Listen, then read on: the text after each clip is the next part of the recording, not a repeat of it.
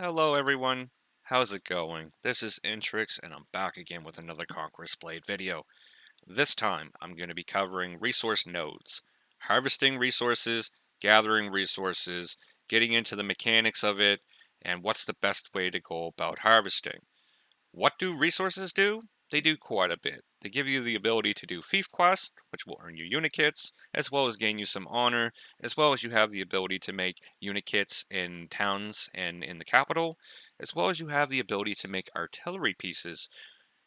So we'll get into all that in another video, just breaking down. You look here and we have tariff, daily yields, requisition tariff, and requisition requires how many orders required to pull from that node.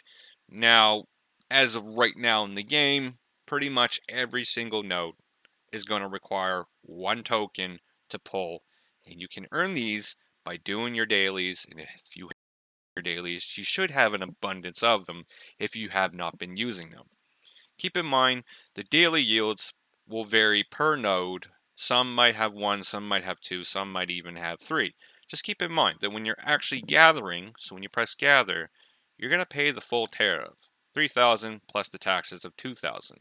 How you pass around from paying this is using the requisition. So if I use a requisition token, it would only cost me 1,000 per pull.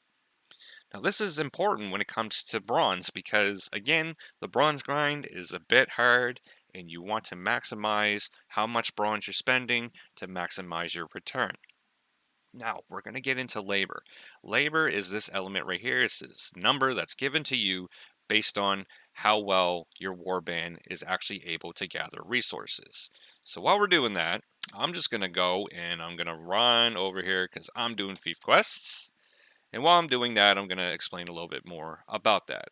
So just looking at my warband right here, it's a little bit hard to see, but essentially I'm rolling 4 squads of serfs.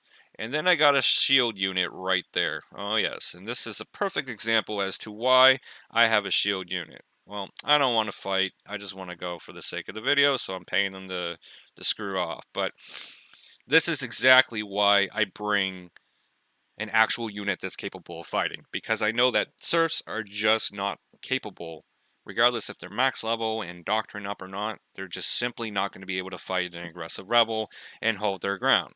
This is why I bring a unit that is relatively fast, that isn't going to slow me down, drag me down, but also give me the ability to protect myself. When it comes to PvE, I'm pretty much golden. If it comes to PvP and I get jumped, well, I'm probably going to get jumped. Especially if it's cavalry, obviously, but more than likely, as long as you play smart and you go on a different line that isn't popular and you kind of just keep an eye of your surroundings and just make sure that you're not being pursued, for the most part, you should be okay. So what gives you a high amount of labor? Well, if you have peasant units of varieties, say woodcutters, village watchmen, and all that, that is fair, and it will give you a pretty high amount of labor. But if you want to maximize your labor, most people will roll squads of 5 serfs. I roll with 4 squads of serfs, and I put a shield unit.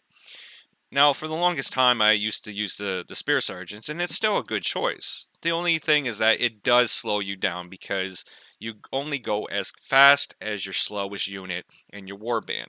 So I switched over and I used the domain spearmen because they come with a squad of 40 units and they're relatively fast. If anything, they're just as fast as serfs, but they provide me a better layer of protection. And having that many units in my warband pretty much still equates to having maximized the potential of my labor. So we seen back at the node that my labor is 50.40. If I was to switch to another serf squad, essentially I would be pretty much within the 50 range. So that's pretty much the max amount of honor that you can get. Now, the only problem with actually obtaining units for both playing the game and fighting, as well as having peasant units to harvest resources, is that at some point you're kind of going to be stuck between what do I do. Unfortunately, you'll have to spend some money to buy some expansion slots if you get to a point where you need units to harvest resources, but you also want units to fight and play the game and do all that good stuff. Unfortunately, there is no workaround around it. You're going to have to spend some type of real life money on it. It's just the way she goes, unfortunately. So let me just bang out these fief quests here right quick, and we can be about our merry way, because there is another fief that I would like to point out. Hopefully we can get there. Oh yeah, we got time to get there, so I can get into my next segment here. The other element of harvesting resources is if you press U and you hit technology. So every time you harvest from a node, you're going to get a bit of collection experience. And there's your pool here. And then you have different types of nodes. So it takes a real long time, to accumulate the experience to level up these nodes.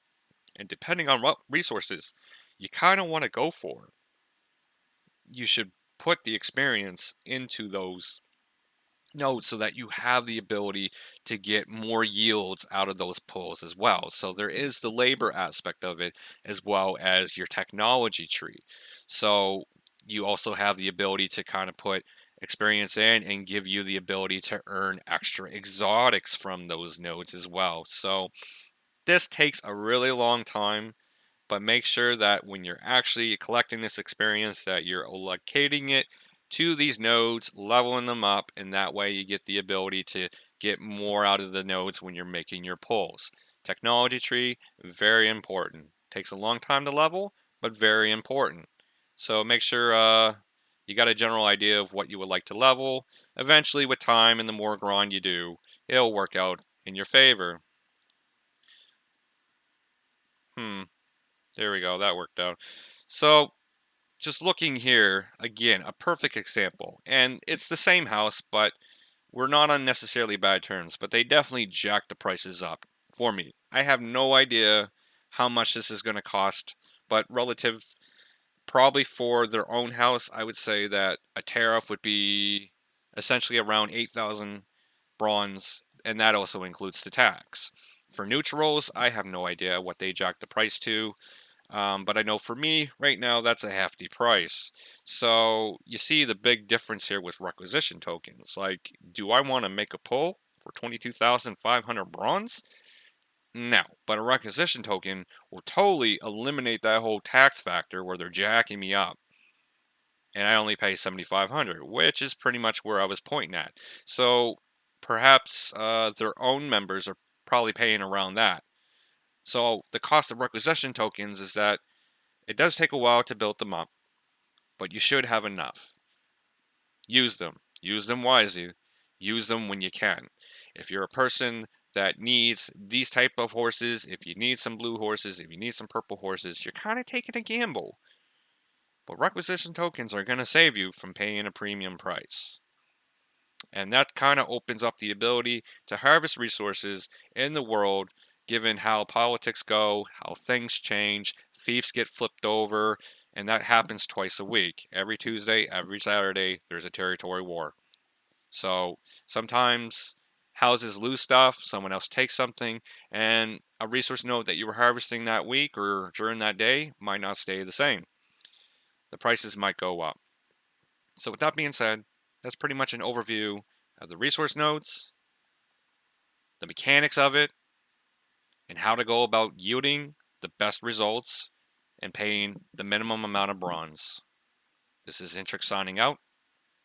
Have a wonderful day.